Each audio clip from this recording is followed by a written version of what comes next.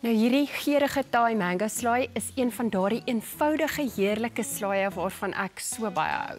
Nou dis my soort maklik en so ongelooflik vars en kleurvol en dan sommer net heerlik in die algemeen. Nou dis vol vars geure wat insluit dan nou mango, dun reepies, julienne komkommer of jy kan dit vervang met baba murgpampoentjies, wortels, tamatie, vars korianderblare en dit bedek jy dan nou net eenvoudig met 'n slaaisous wat liggies, soet, sout en so 'n bietjie van 'n branderigheid het. Nou dis 'n bietjie van alles en jy sal sommer vars, lig en energiek voel nadat jy dit geëet het. Nou, as jy dit meer van 'n ete wil maak, dan kan jy nou natuurlik iets soos eiergebraaide rys of daai egg fried rice wat jy dit noem, of hoenderstukkies bysit. Nou, ek gaan net so lank hoenderstukkies bysit vandag, maar by die huis moet jy daai rys ook gaan maak. Nou, jy gebruik gewone hoenderfilette in blokkies opgesny. Nou, hier het ek dit gemarineer met olyfolie, sout, peper, gemengde kruie en dan so 'n bietjie vars suurlemoensap. Nou dit het so 10 minute gemarineer en nou moet jy dit net braai in 'n warm pan. Nou ek gaan so 'n paar van daai stukkies insit en terwyl ek die stukkies insit, wil ek jou so 2 wenke gee. Nou die een is gewoonlik, julle ken hom al van my, is ek sit die olie bo op my vleis. Dit maak net dat dit nie so julle vassel hier om die plaat is nie. En dan die ander een is, jy sal sien ek gaan my hoender in sarsies gaar maak. Nou as jy kyk hierso, dis maar net om seker te maak dat die hoender elkeen 'n warm stukkie plaat het. En dan laaste, moet nie jou hoender te veel roer en braai nie. Ek sê altyd gee jou vleis of jou hoender op jou daai stuk steak kans dat hy lekker seel aan die inkant. Dit verhoed maar dat al daai vleissappe en die water heeltemal uitkom.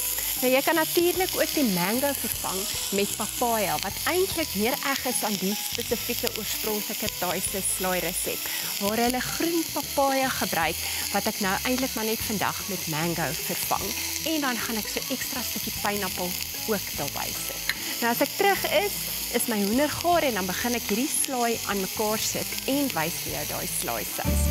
Die bekroonde Ghost Corner Wild Ferment Sauvignon Blanc is 'n komplekse wyn wat saam met 'n verskeidenheid geregte geniet kan word. Van lynvis, mossels en vars oesters tot Ville Monet en bokkaas crostini. Nou die branderigheid, souterigheid en daai soetheid van die slaaisous bly naby aan die tradisionele som tam van Thailand. Dis maklik om te maak, kom heerlik bymekaar en is absolute koshemel smake.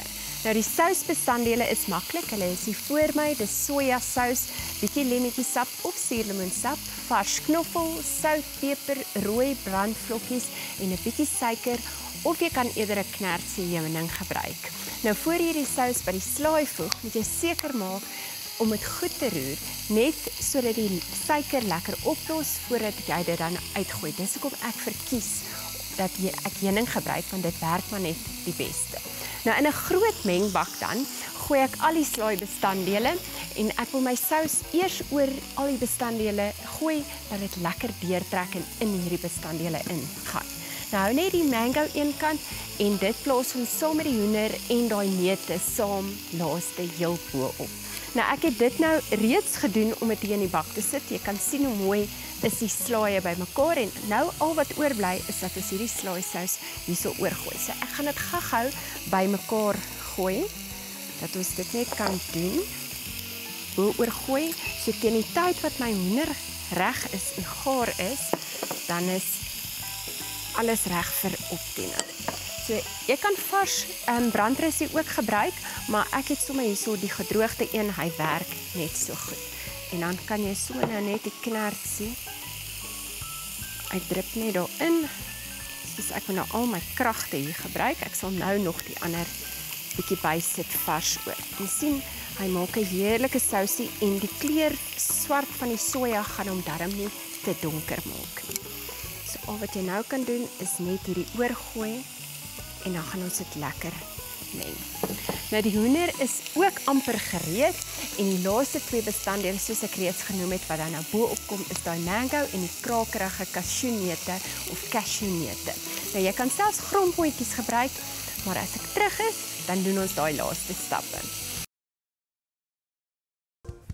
Nou hierdie is 'n heerlike ligte ete, maar as jy dit meer van 'n maaltyd wil maak, kan jy soos ek vroeër gesê het, daai eiergebraaide rys of egg fried rice eers in die bakkie skep, dan natuurlik die groente, dan jou mango en dan jou hoender. Nou jy kan selfs nou iets soos shallotto of garnale gebruik vir die vleisgedeelte of selfs 'n tipe van 'n rooi vleisie.